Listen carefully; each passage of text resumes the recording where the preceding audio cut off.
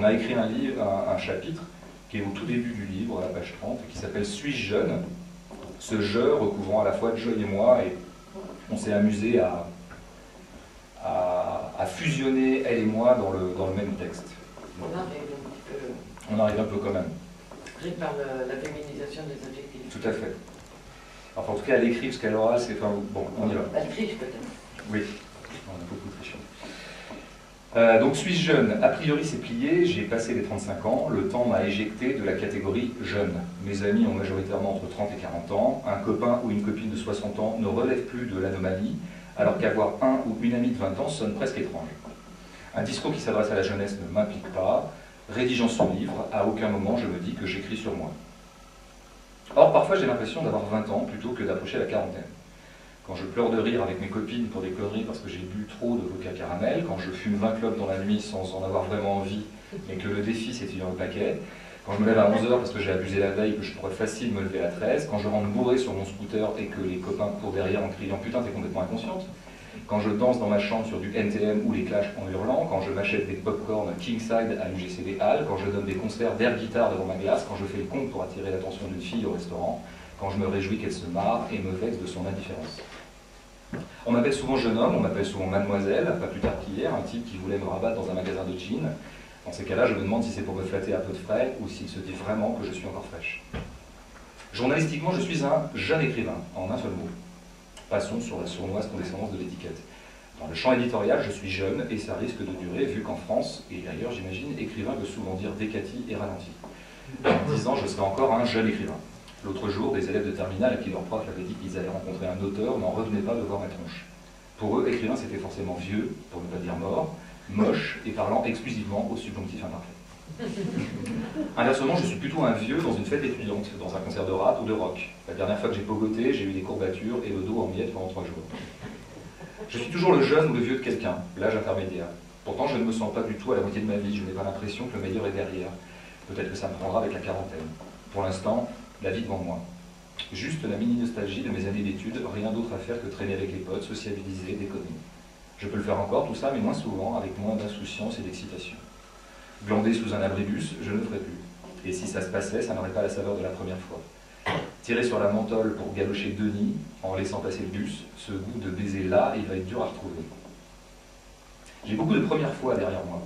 Je veux dire des premières fois universellement considérées comme décisives, pas le premier sushi par exemple. Sont passées la première cuite, le 1er juin, la première nuit blanche, la première boum, la première boîte de nuit, le premier baiser, le premier rapport sexuel, la première rencontre avec la mort, le premier concert, le premier diplôme, la première paye, le premier métier. Il me manque le premier enfant, la première partouze, normal, truc de vieux, la première boîte d'échangiste, normal, truc d'adulte, la première bagnole, la première maison. J'habite un 2 pièces dans un arrondissement branché de Paris, je suis un vieil étudiant et un jeune bourgeois.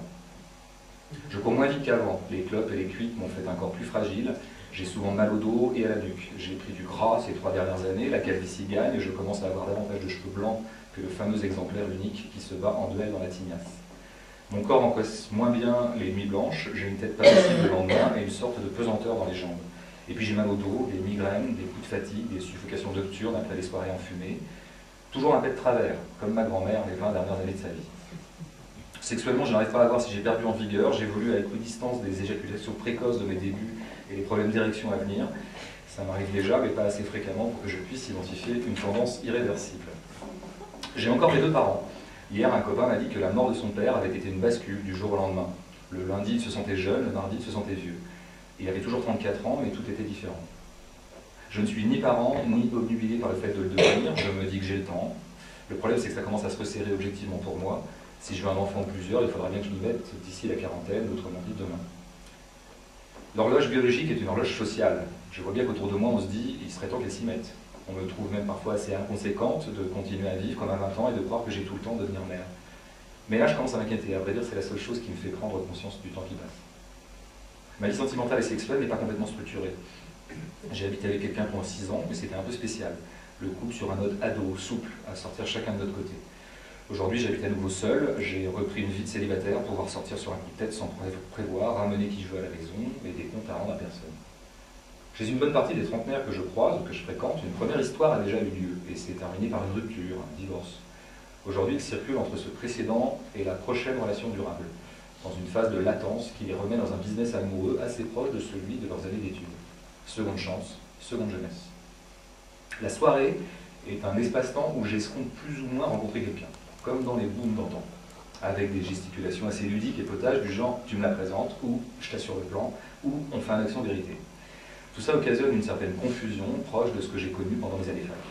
Avec des nuits et des réveils improbables, les contorsions pour attraper le soutien-gorge sous le lit, les numéros de téléphone qu'on échange dans une ambiance de douce perplexité réciproque. Je fonctionne encore en bande. Il y a comme ça une quinzaine de personnes susceptibles de se retrouver à une soirée, une lecture publique, dans un café.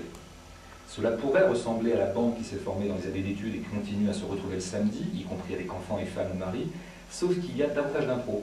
Les soirées s'organisent en 2-3 mails ou SMS, même si c'est de plus en plus dur, qu'on a des agendas de plus en plus chargés, qu'on a tout simplement des agendas, symptômes de glissement adulte qui nous éloignent de la vraie bande de jeunes, de la bande de vrais jeunes. Je ne rejoins plus mes amis sur une place du marché de village, sur un banc au bord de la Loire, dans une chambre de bonne ou une cave aménagée, plutôt dans des lieux prédestinés comme lieux de rencontre.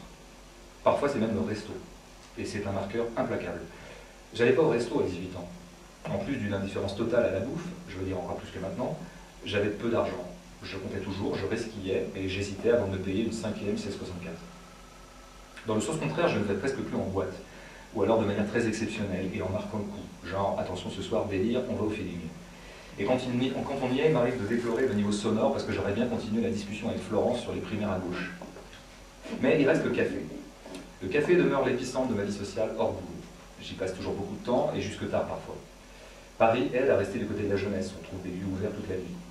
Les bandes d'étudiants devenus parents ne se retrouvent pas au café à cause des enfants, ne serait-ce que. Ils se retrouvent plutôt chez les uns chez les autres. Ou alors ils louent des baraques pour les vacances et prévoient des activités. Une descente en rafting, un tournoi de ping-pong, une visite des grottes de Lascaux.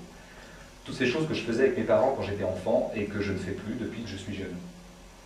Pour autant, le café ne passe plus exactement comme avant. Il s'est perdu une pratique immanente de l'amitié, sans objet, à rien faire de spécial et presque à rien se dire. Maintenant, ça discute tout le temps et on a même parfois un ordre du jour, le dernier Tarantino ou un livre collectif en cours. Je supporte moins d'être au café pour rien, une sorte de revival intervient quand même dans les fins de nuit, avec le dernier verre de trop, celui que rien ne justifie. Le plus important encore, c'est peut-être le plaisir et ou le besoin de sortir, d'être dehors. Plaisir de catégorie jeune s'il est inconditionnel. On est vieux quand la sortie est conditionnée par des critères exogènes, comme par exemple la météo. Je crois que je vieillis beaucoup en cela. Jusqu'à 30 ans, je crois pouvoir dire que j'ai systématiquement changé de chaîne au moment où commençait le flash météo. Et bien plus maintenant. Ça m'intéresse, comme ma grand-mère, les 20 dernières années de sa vie. Je suis vieux parce que je gagne de l'argent, et plutôt bien. L'indépendance financière est quand même la façon la plus efficace de sortir du giron des parents, de la pesanteur sociale que permet et qui définit la jeunesse. Désormais, je sais qu'un sou est un sou, pas d'inconséquence, des calculs assez serrés. En revanche, je ne fais pas gaffe à la retraite, je ne cherche pas les placements avantageux, je ne boursicote pas, je ne spécule pas, je ne capitalise pas, je ne comprends rien à ce que m'explique mon conseiller clientèle à la banque. Et l'idéal pour moi serait de ne jamais m'en occuper, de ne pas y penser. Par là, un espace social et psychologique assez banal se délimite entre l'ado que je ne suis plus et l'adulte que je ne suis pas, et que mes parents ont été très tôt, pensant au patrimoine, à la transmission, s'inscrivant dans un temps long, calculant en termes d'économie durable. Je suis juste assez riche pour conserver un rapport d'immédiateté au temps, dénué de soucis patrimonial. Je consomme peu et essentiellement du provisoire, bouffe, bière, taxi, culture, fringues. Je ne suis pas si fou, pas si inconséquente.